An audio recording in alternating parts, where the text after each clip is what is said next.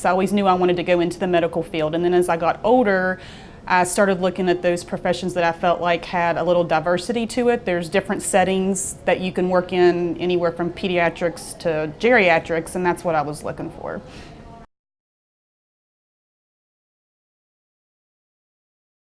It's just really rewarding. You know, I like a fast-paced environment. I like to work with patients that, you know, some patients are better within a couple weeks, you know, so that's just really exciting. You know, we work very hands-on with the surgeons here too, which I didn't have that until I came to work here.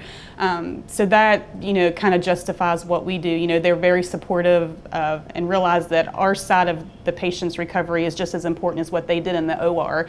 So being able to work closely with them is very enjoyable too. I think on a day-to-day basis, I love it just because I see people getting better. Most of my patients come to us, they've either had major trauma or injury to their hand, or they've had surgery on it, and we're usually the first people that they see when they're removing their bandages and we're asking them to move for the first time.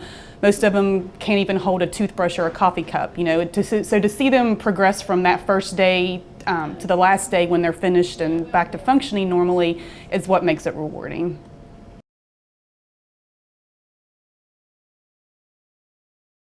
The challenging part obviously is probably those patients that don't get better, at least with what you initially think is going to work. It becomes a little frustrating either that your treatment plan's not working or maybe the patient's not doing exactly what you ask them to do, so you kind of have to always be on your toes, trying to change things and customize it to each patient. I think you learn that as you go, but in the beginning that can be a little frustrating.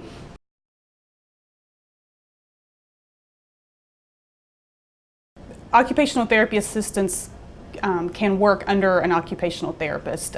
So the only thing that they really don't do is the initial evaluation, but they can carry out day-to-day treatment. So we would see the patient for the initial evaluation and help set up the goals in the treatment plan, and then the occupational therapy assistant can provide the treatment on a day-to-day basis.